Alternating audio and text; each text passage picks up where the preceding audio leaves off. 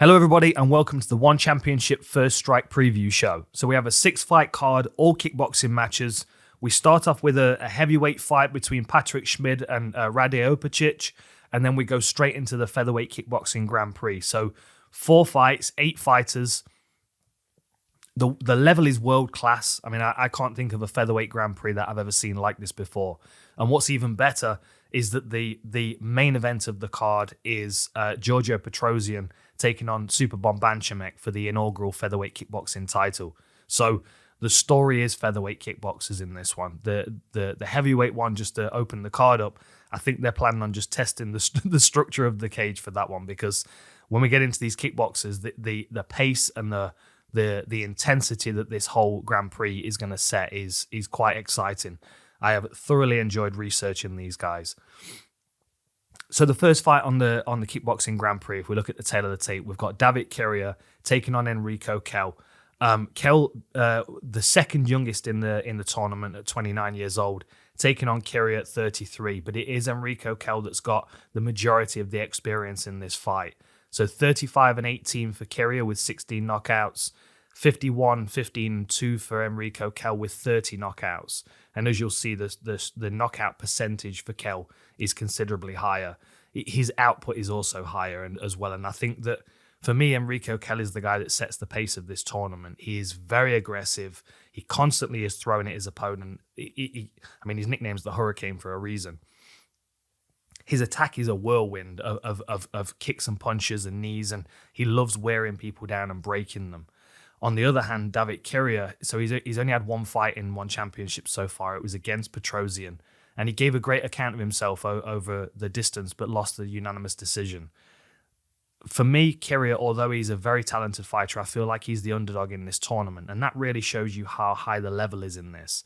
Because if we have a quick look at Kiria's one debut, what you'll see is not only good striking offense and really trying to get to Petrosyan as much as he could, but also really good striking defense. The problem with Petrosyan is not only keeping him away from you and not allowing him to land the cleaner shots, but also trying to land something of yourself. And I would say that's probably the best shot that he landed right early on in the fight, which let Petrosyan know that left hook of Kiria was going to get through his guard. And as always, the doctor fixes those holes in his game. And Kiria was constantly moving forward, trying to land that big left hook, and was not able to. But what we did see, like I said, he's good striking defense.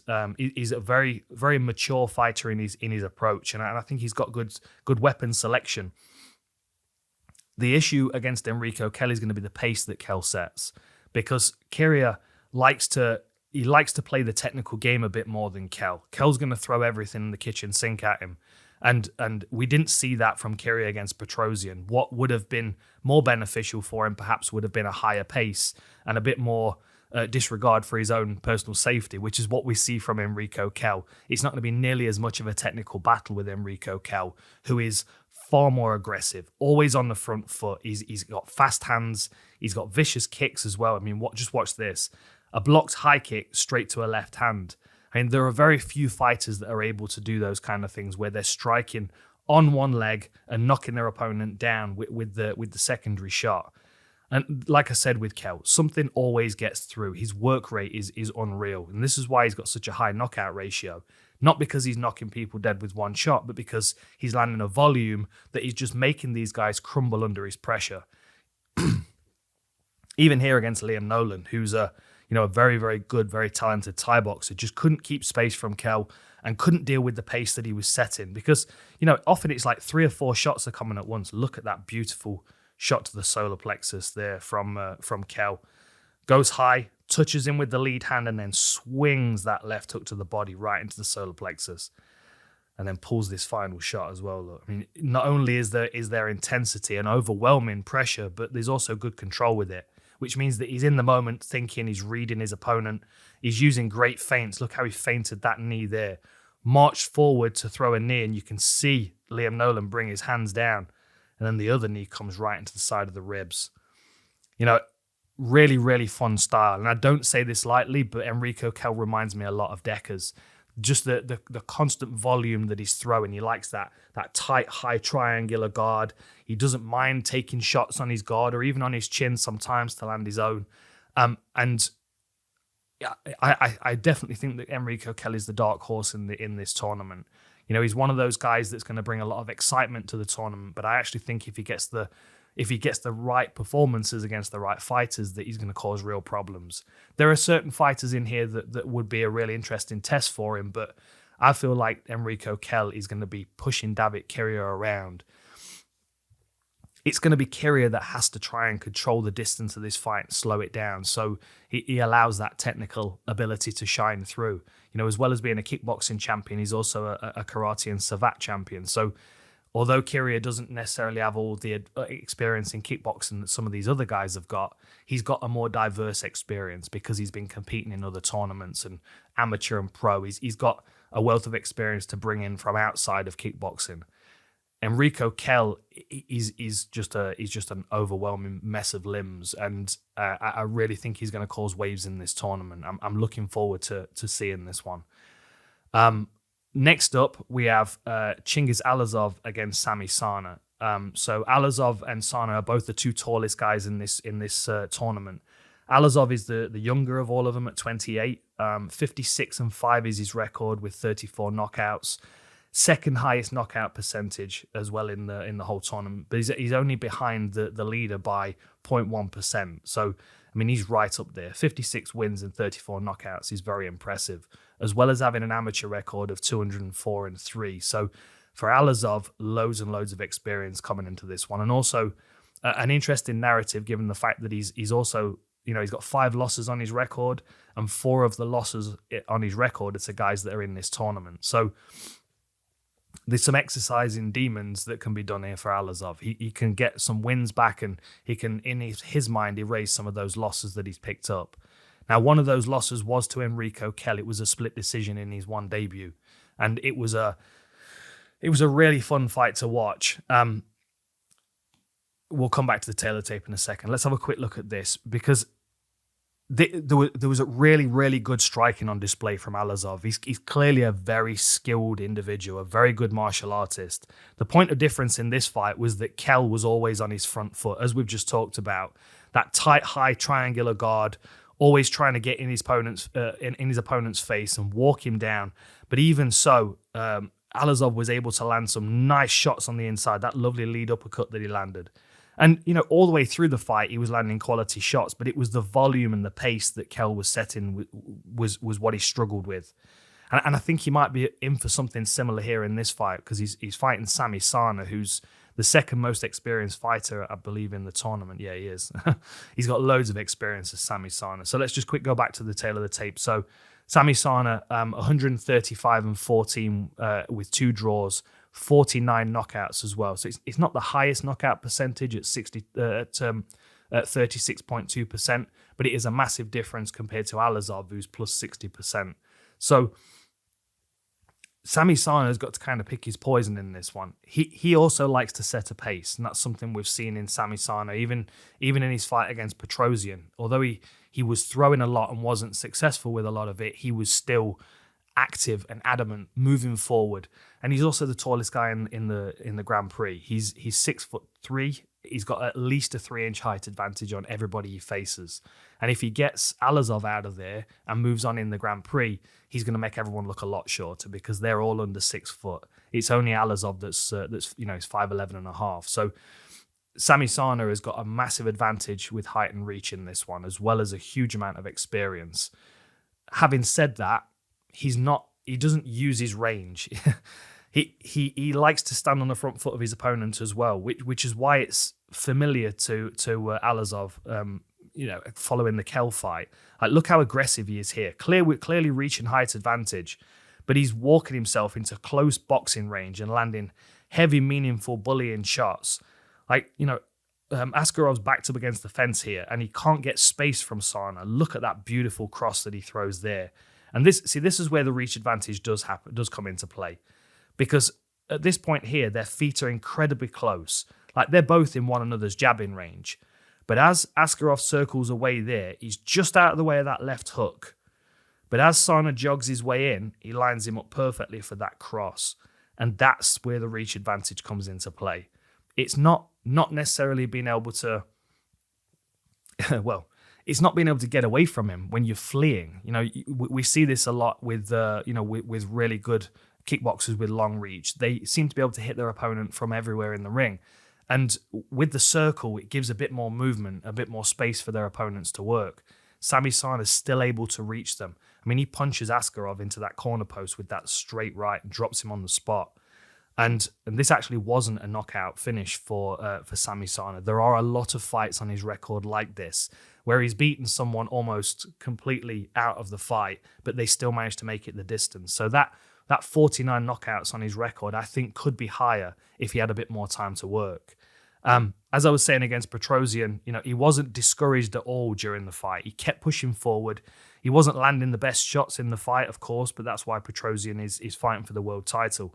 But Sana gave a great account of himself. He lives for Muay Thai. You can see that in his game. Even though he's the tallest guy in the Grand Prix, he's going to be the most aggressive on the front foot, aside from Enrico Kehl, I would say. Now,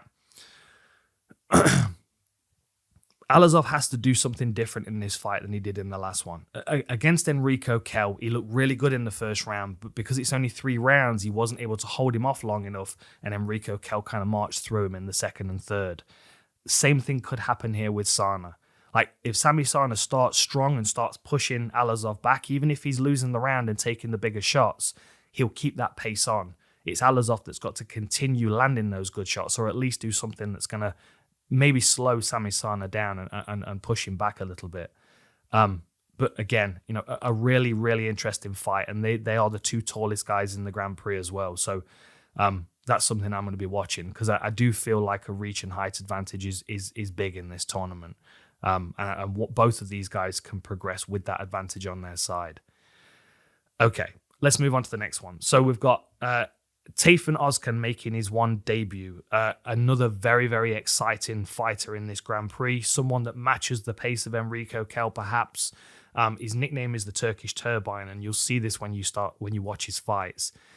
Always front foot, always aggressive, backing his opponents up, wearing them down. He's got a win over David Kiria and a win over Andy Souwer. So there's confidence for him coming into this tournament. Like, this is the level that he should be competing at.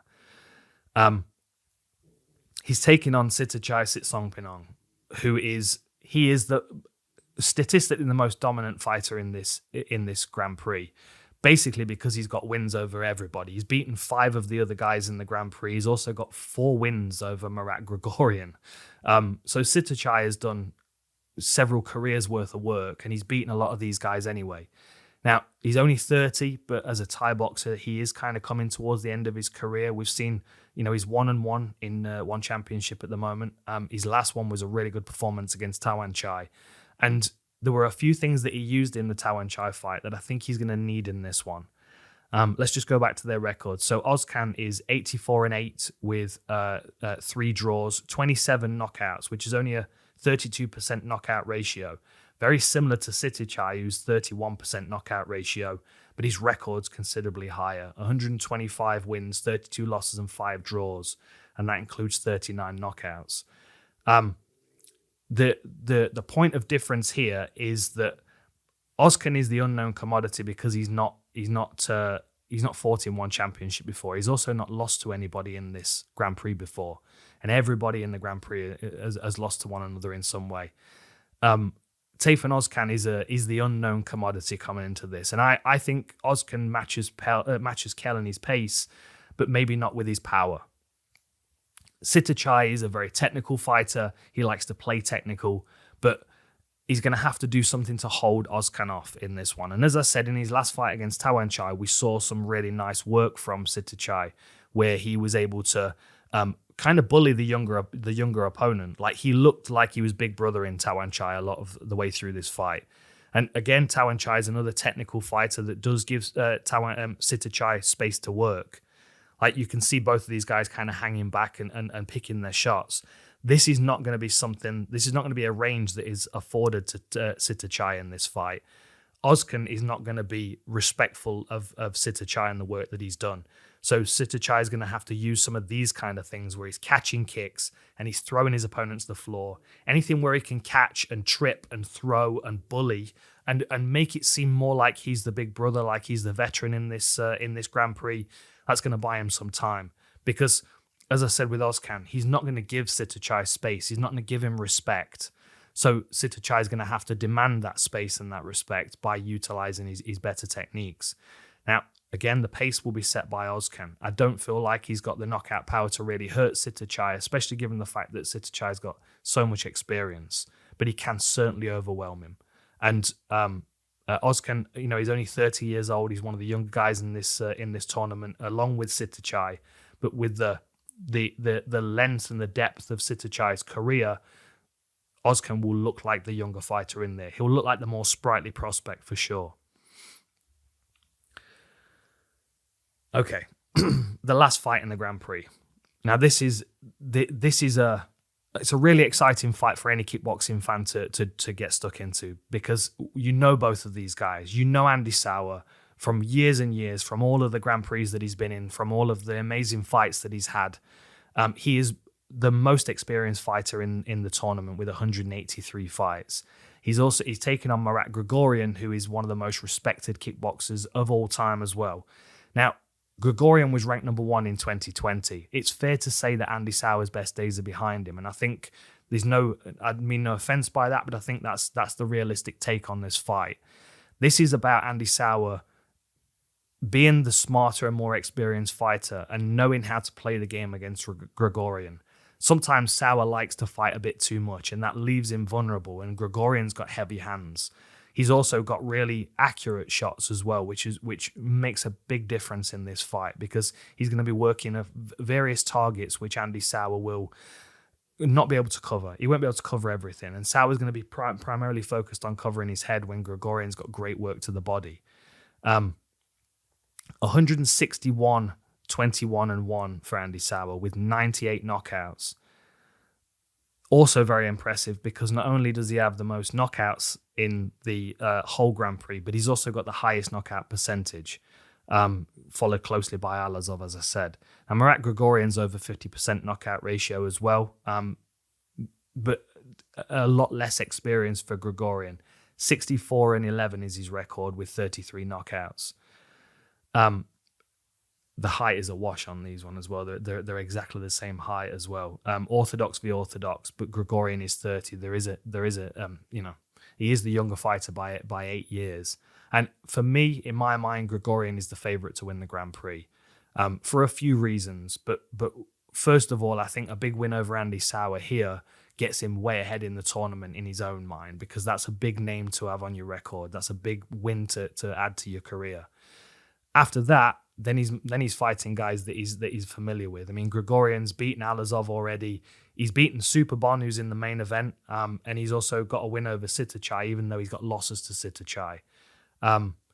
Andy Souwer, as you would imagine, has fought Petrosyan as well. He picked up a loss to Petrosyan. He's also lost to Sitthichai and Ozcan. So there are, there's a lot of ground to be made up for Andy Souwer. And I very much feel like he's going to be realizing that he's up against it, because there's some killers in this tournament. Okay. Now, Andy Souwer was on a 3-fight losing streak until he picked up his last win. But his last win was signature Andy Souwer. Technical, aggressive kickboxing, a variety of different targets aimed for, utilizing his footwork as well to expose his opponent, like cutting them off and forcing them to walk onto his power shots. And just really fast hands as well. Good timing, countering his opponent's shots, which I feel like Andy Souwer needs to take some risks in this fight, because if he allows Grigorian to start working the body early, then he's going to find himself trying to push water uphill. This is the kind of pace that I like from Andy Souwer, where it's, look at that, just out of range, tap, tap, bang. Like he's not throwing everything into every one of these shots and then a lovely inside low kick just to upset his opponent's balance and be able to exit safely. And this is what I'm talking about, using his footwork to control his opponent, like moving them onto the power shots. Look how he moved him onto that head kick. Then he crosses his center line. Look at that. So we've gone power head kick from the right leg. Then he crosses over the center line, forces him across the center line with the overhand right, and then he's into left side attack. And then let me just play this through slow. So there's the first one.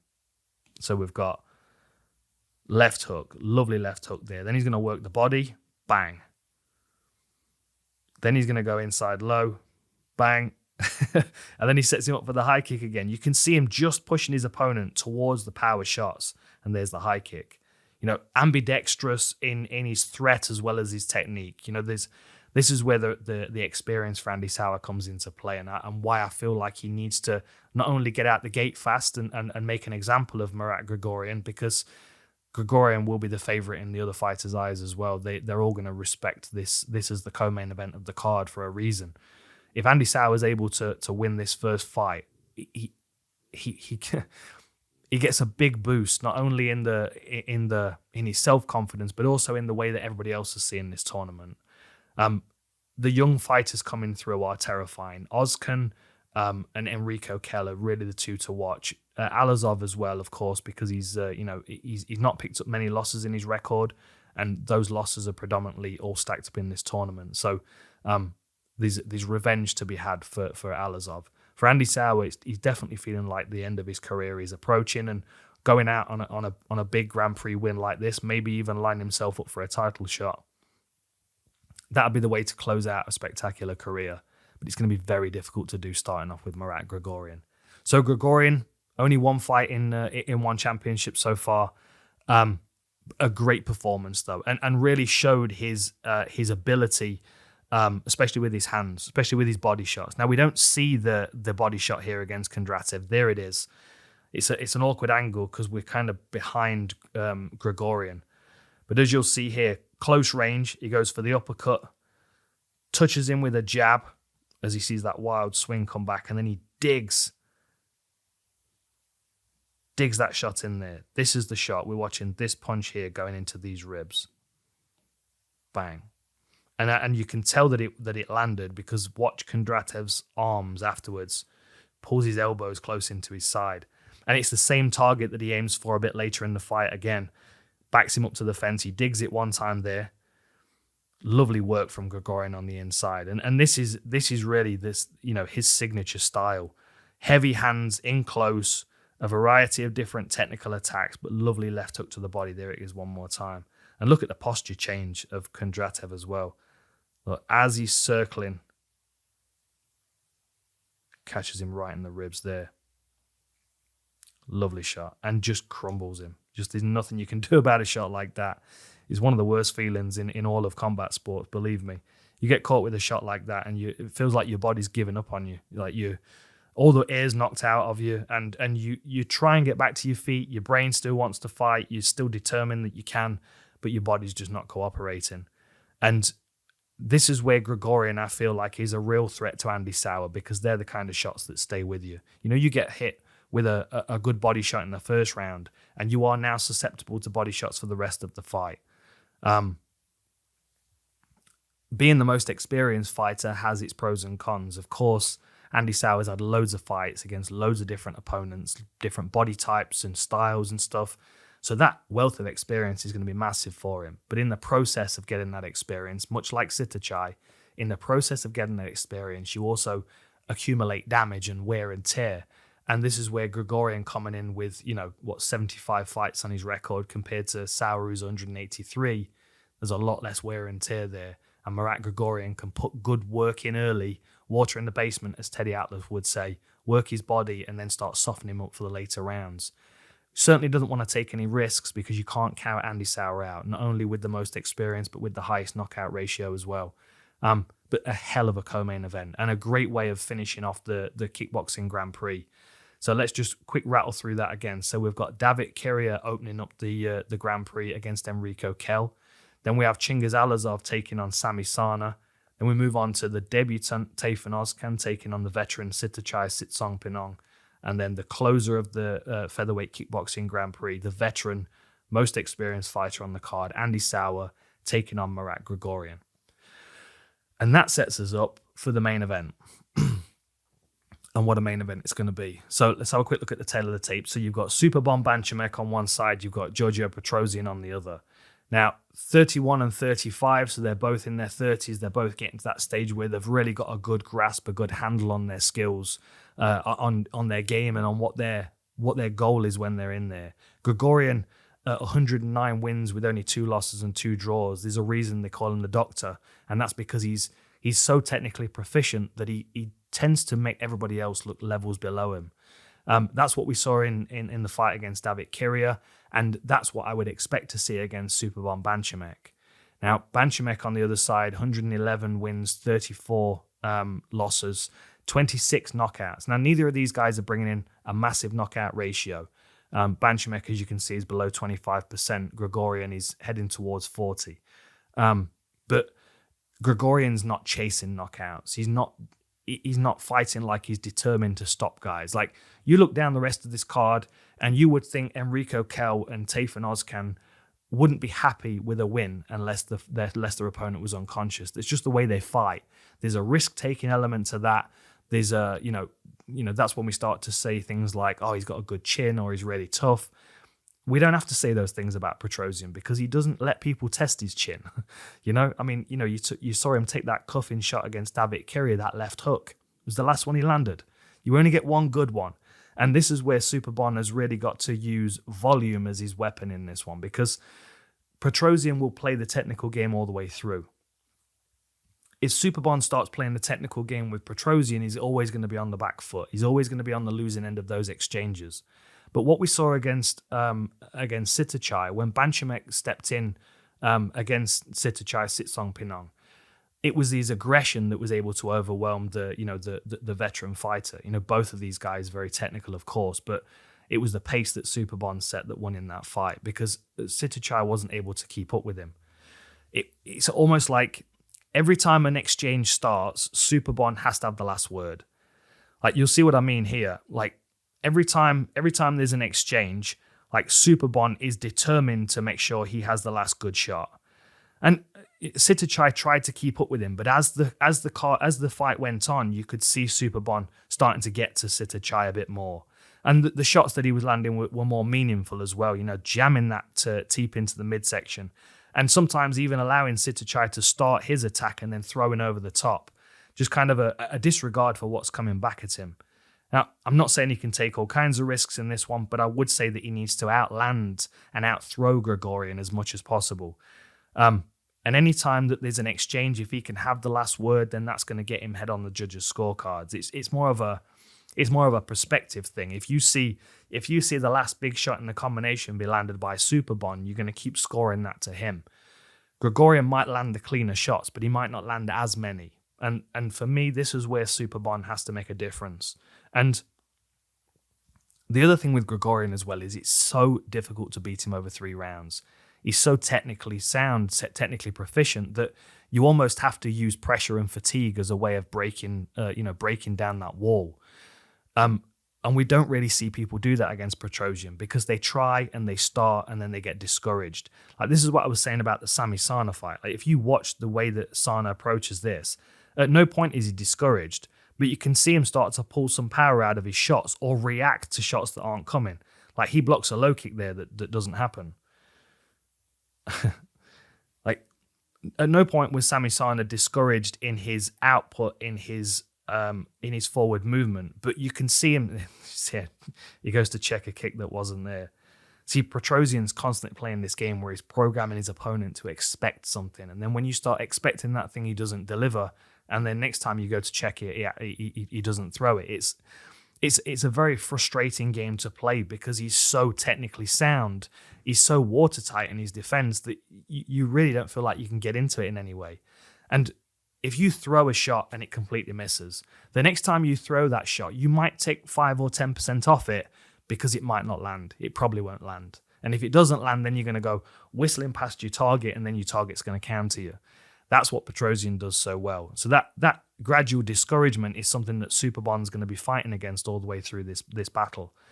Like, Sana was reaching for him, and as we've said, Sana's the tallest guy in the Grand Prix. Wasn't able to get to him. I mean, just look at that beautiful exchange there. So we've just had Sami Sana crashing in with that high kick. I mean, they are at boxing range right now. So you would think if you throw this kick, it's going to land on something. Nope, completely out of the way. And then Petrosyan's back in the stance, ready to receive, and watch this. Little jab on the chin. Ping. Just allows him to get off to the side. Touches him, rolls under the hook, and then he's out of danger. So Sana's swung a shot, he's been hit and he didn't land anything. Now he starts to pressure forward. Same thing again. Misses that shot, bang. Right hook right in the temple. And, the thing is, these shots might have just touched the whiskers of Petrosyan, but nothing's landing clean and consistent, and nothing's landing with anything that's going to really do any damage, whereas that stops him in his tracks. That puts him on his back foot because he's walking onto it. Another miss, just out of the way. Skills, technical proficiency, that is really what Giorgio Petrosyan is about. It's why he's considered to be one of the greatest kickboxers of all time.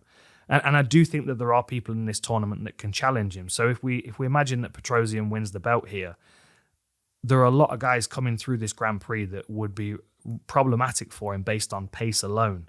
But it's up to Superbon to show that straight away. Superbon might be the champion by the end of this card, but it will be because he's put a pace on Grigorian, which allowed some of his shots to get through. Because if you go technique for technique with Grigorian, you're gonna be losing that battle every day. He's just so very, very measured in everything that he does. And look at this. This is a great way to finish the show. What an amazing left hand this was. And I'll talk you through what happens here, because there are a few different games being played.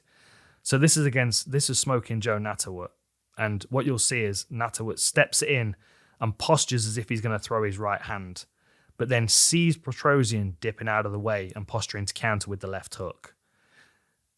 And there's just minor movements going on here. Look at this. I'm watching this hand of Natawut, and I'm watching this hand of Petrosyan. So you'll see as Natawut leans in to throw the right hand, he sees Grigorian posture his right hook as a counter. Leans, postures the hook, and he pulls out. Then instead of throwing that shot and it being wasted, as we talk about with Grigorian being very measured, he postures the left hook, and then he leans it out with a long jab. Now, again, not intending to touch his opponent too much. There might be a bit of physical contact there, but what he actually wants is this reaction here. Look at what Natawut does with his left hand. He pulls it down, and it's not like Grigorian's giving any resistance to this. As soon as he sees that glove pulling the hand down, he moves it and fires the straight left down the pipe. So what you've got to think about is Natawut stepped forward. He's posturing as if he's going to throw that right hand, and Petrosyan leans back and shows him the right hook counter, so he stops, and then he goes, let me just put this in that center channel. let me just keep that center channel open and blind you at the same time. Because what can Joe Natawut see here? He can see the depth and width of Petrosyan's glove. It's not like he can see anything else past that glove. It's right in his eyes, which is one of the reasons why he pulls it out the way. But as soon as he's pulling it out the way, the left hand's behind it, follows it beautifully right down the pipe, bang. So there's not even an opportunity for Natawut to react to get himself out of the way. You'll see it here again, bang. Blinded by the glove, pulls the hand out of the way, but you can see there that center channel's wide open for Petrosyan. It's like a placeholder for his left hand. Bang down the pipe. Clean shot. Watch one more. Pulls it down and then straight down the pipe. Like they're the kind of games that it's really, really difficult to get ahead of, because it's almost like he's operating on a different level to a lot of these guys. He plays those little games so well, feinting and posturing. He'll show you a counter to discourage you, and then he'll just put that out there just to keep that space for his straight left if you decide to step back in. And the more people swing and miss, the more frustrated they get, which makes it easier for him to start walking people onto those counters. There's no doubt Petrosyan is a sensational martial artist, and oftentimes we discredit his opponents because of how easy it makes it look. Superbon is going to have to push Petrosyan in this fight if he's going to want to get near that world title. If we look down this Featherweight Grand Prix, though, there are some guys in this tournament that are younger than Petrosyan, that are on their way up, that are going to cut their teeth in this tournament and really show people what they're capable of. And in a few years' time, we're going to see some of these 29, 28-year-olds fighting for this world title that Petrosyan or Superbon are fighting for in the main event. This is a really, really good card. If you're a striking fan, if you're a martial artist, a martial arts fan, you've got to watch this. You've got to get stuck into this. Learn about some of these fighters, learn about their careers and who they've faced and what wins and losses they've got against other people in the tournament, because there's a lot of crossover. There's a lot of strings in this one that attaches various different fighters to one another, wins and losses, revenge to be had, payback to be gotten, decisions to be reinforced with stoppages, etc., etc. It's going to be a great card. Make sure you check it out. One championship, first strike. Catch you next time.